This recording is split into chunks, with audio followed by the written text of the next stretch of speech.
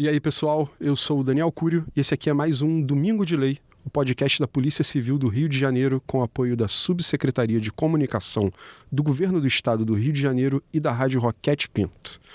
Nessa semana, vamos conversar sobre a Delegacia de Proteção à Criança e ao Adolescente, a DPCA. E para isso eu conto aqui com a presença do titular da DPCA da capital, o delegado Leonardo Macharete. Tudo bom, delegado? Tudo bem, Daniel? Bom dia. Bom dia aí quem está assistindo a gente. Prazer estar aqui. Prazer estar participando desse podcast. E já vou começar logo contando a história, né? Primeiro episódio de vocês, que foi de uma prisão aí bastante significativa para a Polícia Civil. E aí o doutor André Neves estava aqui, eu assisti, ele é meu amigo pessoal. E aí quando eu assisti, eu falei, pô, maneiro, cara. Pô, será que um dia vão chamar para participar? E aí, pô, tô aqui com o maior prazer. Espero que a gente consiga dizer um pouquinho de como é o trabalho da DPCA, o trabalho da Polícia Civil, porque a verdade é que muitas vezes as pessoas não sabem nem o trabalho da Polícia Civil.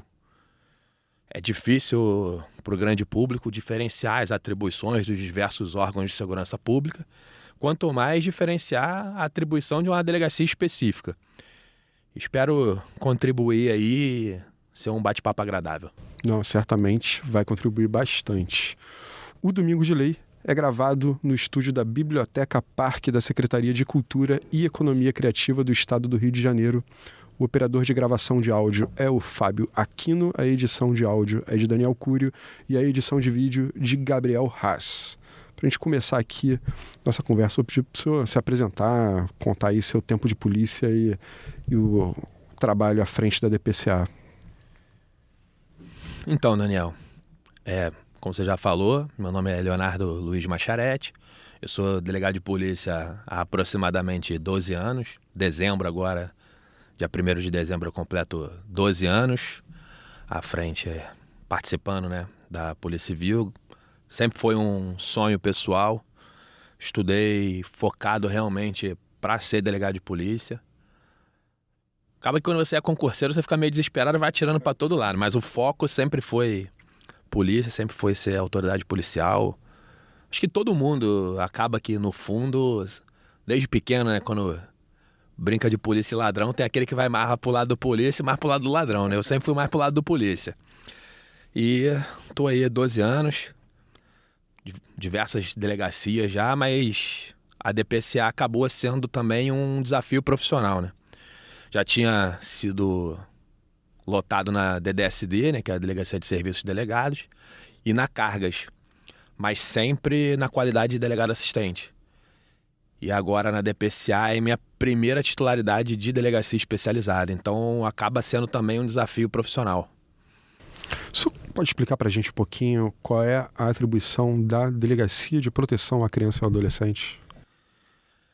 Então, para você entender o funcionamento da DPCA, primeiro a gente tem que ter em mente que o sistema todo de proteção da criança e do adolescente, hoje no Brasil a gente tem a Lei 8.069, né, que é o ECA, o Estatuto da Criança e do Adolescente, que trouxe toda uma sistemática protetiva. Então, embora muitas vezes, né, na vida real, no fato, a gente veja o menor como um criminoso, apenas um criminoso de menor idade, com perdão aí do pleonasmo, o sistema todo é protetivo. Se busca tirar, ainda que num primeiro momento seja segregando o menor do convívio dele com os outros, né, como se fosse mal comparando uma pena, mas é toda uma finalidade protetiva. Tanto que o tempo de internação, os institutos que são aplicados no direito da criança e do adolescente, eles são bem menos drásticos em relação à criminalidade dos maiores de idade, todo com esse viés mais protetivo. Busca-se, como se fosse, assim, mais popularmente falando, salvar o menor, né? Trazer ele de volta. Isso traz várias implicações em toda a sistemática. Isso vai causar para algumas pessoas um sentimento de indignação, né, que as penas são brandas, e para as outras que conseguem enxergar essa realidade, vão tentar entender como realmente uma finalidade de trazer o menor para suas atribuições, para sua vida dentro de uma normalidade, vamos dizer assim. A DPCA, falando mais da delegacia, ela é uma delegacia que, apesar do nome, né, proteção, a proteção fica dentro desse viés que eu já expliquei, mas há a divisão com a DECAV, que é a Delegacia da Criança e Adolescente Vítima, na qual o titular, o Dr. Marcelo Maia, brilhante delegado também, que divide aí essa tarefa. Então, quando um menor ele é vítima de um crime, por exemplo, uma situação de violência sexual, alguma situação dentro do seio familiar mesmo, ou até mesmo com terceiros, e ele é vítima de um crime, vai para a DECAV. E a atuação da DPCA é mais focada exatamente no menor, no adolescente infrator. Quando ele pratica um crime, é que é o foco de atuação dessa especializada, da DPCA. Eu acho que vale a gente explicar como é que a lei enxerga um menor envolvido num crime. Ele é visto como um criminoso ou tem uma maneira diferente de se ver isso? Não, como eu comecei a explicar aqui, o menor ele é visto de uma maneira diferente. Ele é visto como uma pessoa que realmente está em situação de desenvolvimento. A lei considera essa peculiar situação de desenvolvimento na formação dele enquanto ser humano. É como se o sistema protetivo do menor visse assim, vamos dar uma chance, que ele ainda pode voltar para o caminho certo. E quando realmente ele não consegue atingir esse objetivo, né, se enquadrar, aí a lei acaba tratando ele como, vamos dizer assim, na falta de uma palavra melhor, um delinquente. E aí é possível a internação dele. A internação, para quem está assistindo, para quem está ouvindo, é como se fosse mais ou menos uma prisão preventiva. Ele é internado provisoriamente, se assemelha bastante à prisão preventiva, só que para o menor ela pode durar até 45 dias, se ela for cautelar, né, antes do final de ter a sentença, ser definitivamente formada a culpa dele, ou até 3 anos depois que ele já tem a culpa. E aí a gente vai entrar em discussões que é muito comum hoje, né? Você falar de redução de maioridade penal e coisas que, a meu ver, têm uma complexidade jurídica muito grande. E eu acredito que, de repente, essa alteração desse período de 3 anos, desse prazo de 3 anos, aí teria que haver uma discussão se o prazo ideal seria 5, 10, mas o aumento desse prazo de 3 anos poderia ser uma forma de diminuir essa sensação de impunidade que muitas vezes acontece.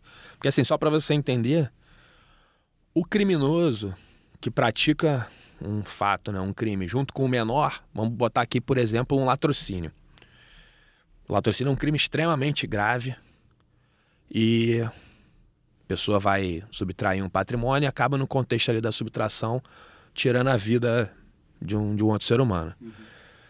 E aí ele pratica esse crime em concurso com o menor. O maior responde por uma pena que tranquilamente passa dos 20 anos, principalmente pelo fato de que, como ele está em concurso com o menor, ele responde também pela corrupção de menores.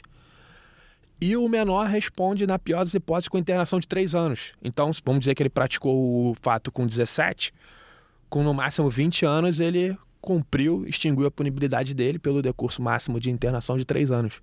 Então isso causa uma disparidade. O maior vai ficar mais de 20 e o menor 3. Isso na população em geral, principalmente quando você pensa em familiares da vítima que faleceu, isso causa uma perplexidade. Mas assim, a DPCA, a gente não tem nenhuma, vamos dizer assim, competência legislativa, né? Então é só para discussão mesmo, para o debate da sociedade. E aí cabe aos órgãos que têm essa atuação legislativa fazer essa reflexão.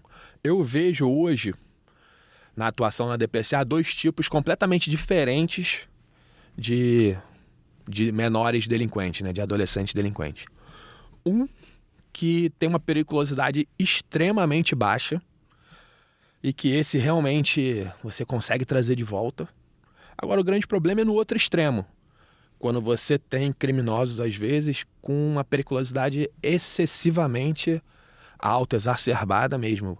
Menores que com 16, 17 anos passam de 20 passagens com crimes graves, com roubo, homicídio, tráfico.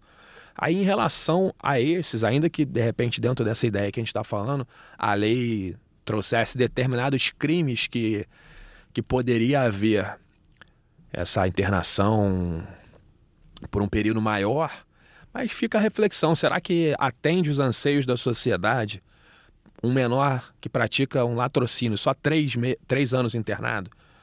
Aí a gente vai sair para outra esfera que não é a atuação policial, mas eu deixo essa reflexão aí. Obviamente, pode existir um jovem ou outro, aí, um adolescente ou outro que acaba entrando nesse meio de crime por conta própria ou com pessoas ali também menores de idade, mas tem muitos adultos que se aproveitam dessas crianças, né, para a prática desses crimes. Você tem uma noção mais ou menos de que tipo de crime absorve mais esses menores? Isso que você falou, Daniel, é a realidade, até por consequência disso que eu tô falando para você. Quando o maior pensa que ele pode ter uma pena que passa de 20 anos, é comum ele cooptar o menor para que possa praticar, vamos dizer assim, o serviço sujo, botar a cara, e que se der ruim, ele fica 3 anos no máximo internado, e o mandante, a pessoa que realmente acaba tendo a definição de como que o crime vai acontecer, né, que seria o autor propriamente dito, ele fica por trás, muitas vezes sem aparecer. Isso é muito comum em práticas de milícia, que coloca menor para fazer cobranças e tarefas de menor monta, pro cooptador ficar por trás. O tráfico. Hoje o tráfico acaba sendo o maior recrutador da mão de obra infantil. Eu imagino que a DPCA faça parcerias, tenha integração com outros órgãos, outras instituições. E aí, com quem que existe essa parceria e como é que isso funciona? Daniel, ninguém trabalha sozinho, né? A gente trabalha com diversas parcerias. O Estado do Rio de Janeiro ele tem um Conselho Estadual de Defesa da Criança e do Adolescente. Esse Conselho Estadual tem uma preocupação principalmente na formação e sugestão e desenvolvimento de políticas públicas voltadas realmente para a atuação do governo. Porque a gente tem só abrir um parênteses aqui, Daniel. A gente tem um sério problema. No Brasil, trata-se polícia como a primeira arma que você emprega, né? Você quer resolver uma situação, pensa-se logo em aumentar a pena, aumentar a criminalidade, endurecer a legislação. Isso é importante, óbvio que isso é importante. Você não pode ter tolerância com determinadas condutas criminosas que atingem a sociedade de um modo mais específico. Mas a gente precisa também conscientizar e ver principalmente o exemplo de países mais desenvolvidos que a polícia é o último, ou do meio para frente. Você precisa dar saúde, educação, outras esferas de poder precisam atuar para depois a polícia entrar. Isso, principalmente no direito da criança e do adolescente, isso é imprescindível. Eu vejo que muitas vezes os menores que são, né, apresentados para a gente, ou para a gente lavrar o auto, que seria o auto de prisão em flagrante, né? Na legislação da criança e do adolescente se chama APAE, né? Mas é como se fosse um auto de prisão em flagrante. A maioria das vezes esse menor ele está em situação de vulnerabilidade social. Ele não tem escola ou não frequenta a escola, está em evasão escolar, tem sérios problemas no seu seio familiar que careceriam de uma assistência social, de cursos profissionalizantes. A maioria, principalmente quando a gente está falando desse menor que eu falei antes, né, com diversas, multireincidente, várias passagens, esse aí normalmente ele está num seio familiar completamente desarranjado, que precisa realmente de uma atuação estatal mais forte. E aí caso falhe, né, porque tem um processo, ele extreme a erros, ele acaba que determinadas pessoas realmente decidem ir pela delinquência, pela criminalidade, aí nesse caso entraria a polícia.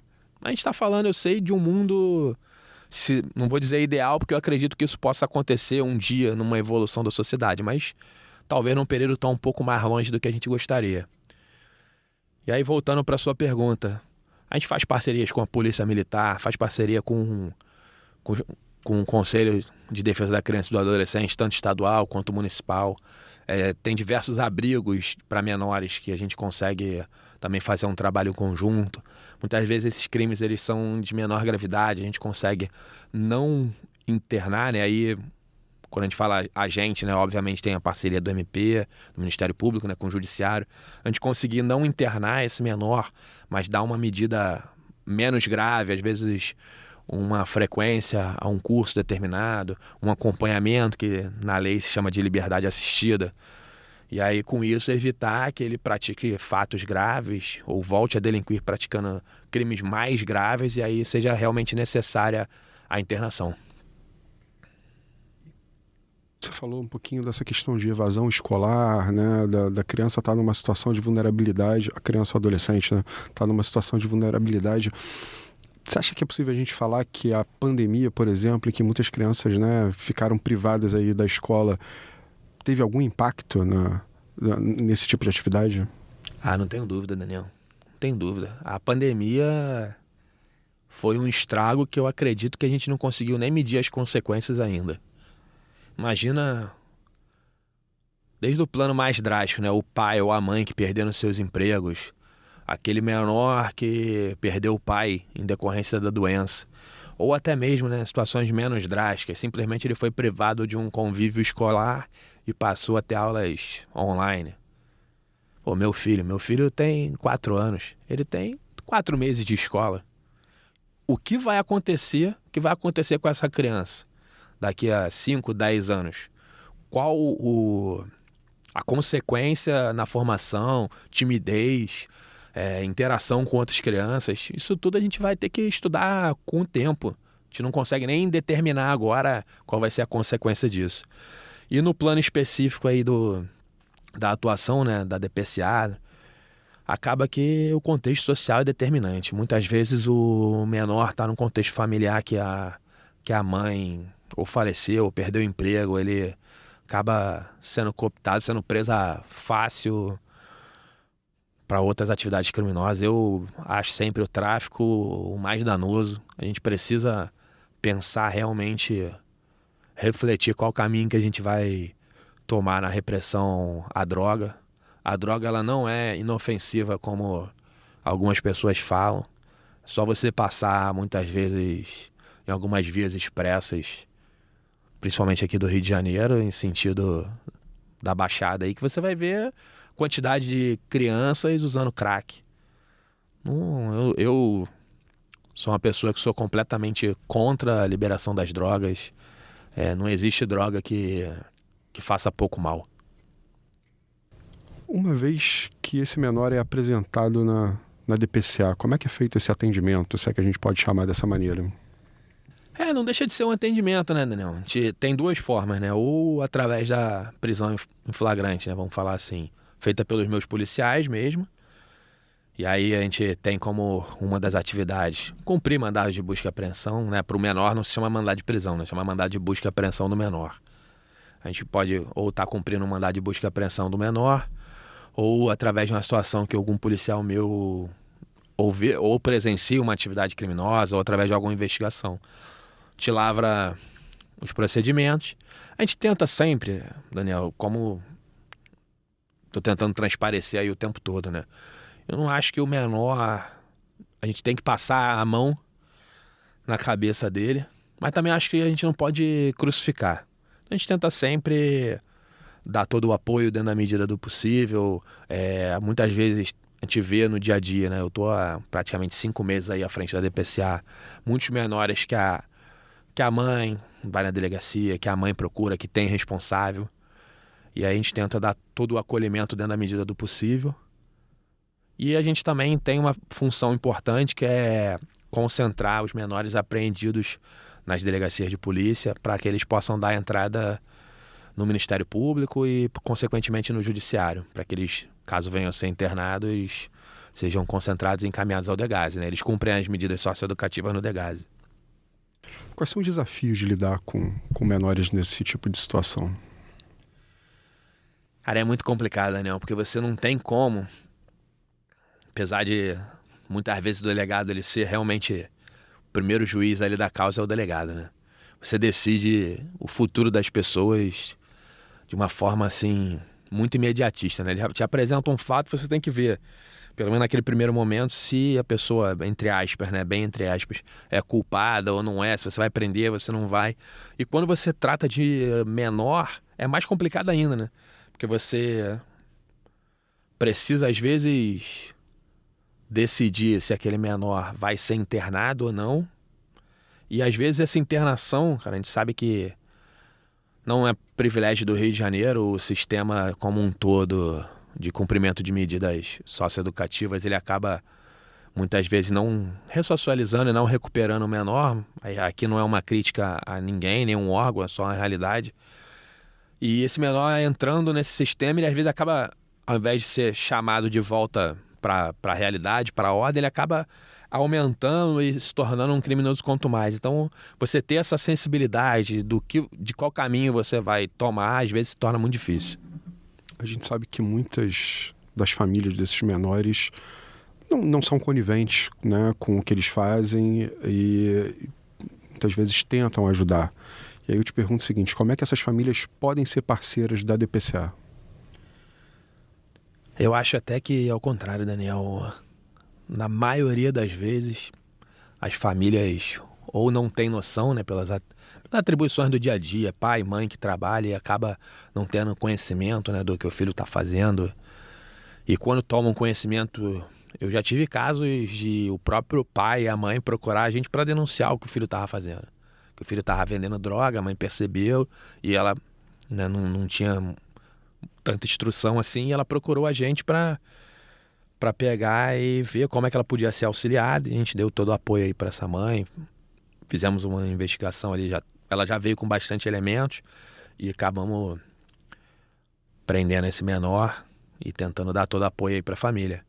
Eu acho que essa situação no seio familiar, ela é bem complicada, mas eu acho que assim, o conselho que eu dou é um conselho de quem é pai também. Tenta prestar atenção em todas as atitudes do filho, tenta realmente participar da vida do seu filho, desde as tarefas mais fáceis do dia a dia, ajudar no dever de casa, até conversar, porque eu acho que eu fui criado assim. Minha mãe, graças a Deus eu tenho a honra aí de ter pai e mãe vivo. Minha mãe sempre falava pra mim, quem fala a verdade não merece castigo. Então, eu sempre fui parceiro dos meus pais e eu trago isso como realidade pra minha vida, né? Do jeito que eu cuido dos meus filhos, do jeito que eu trato dos meus filhos. Tenho 2 aí, Gabriel e Júlia, aproveitar e mandar um beijo.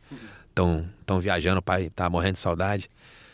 E assim, eu acho que conselho é participe da vida dos seus filhos, que é mais fácil participar do que depois tentar remediar.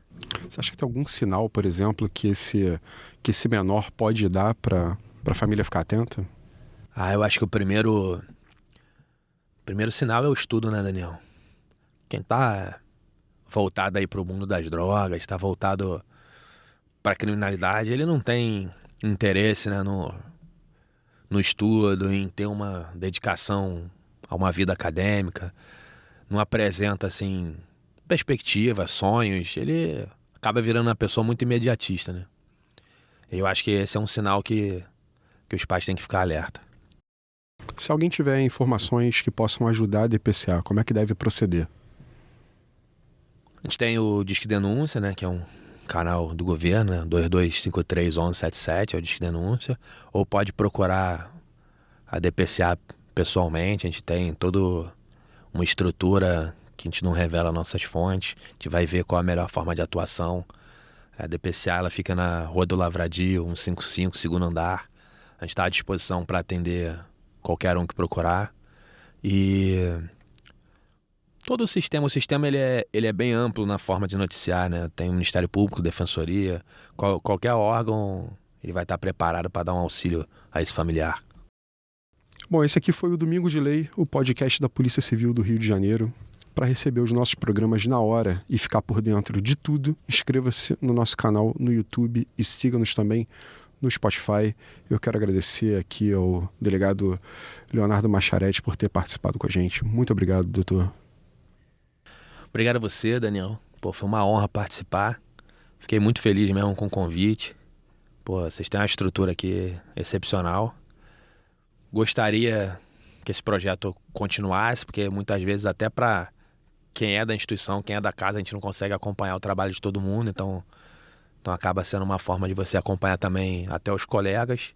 E a gente tenta, através, né, de parcerias e empreendimentos como esse, também se mostrar um pouco para a população que tem que conhecer melhor o nosso trabalho, que precisa conhecer melhor a Polícia Civil para poder também virar parceiro da nossa atuação. Obrigado aí, Daniel. Um abraço a todos. Valeu, a gente volta daqui a 15 dias para contar muito mais sobre o trabalho da Polícia Civil do Rio de Janeiro. Um abraço e até lá!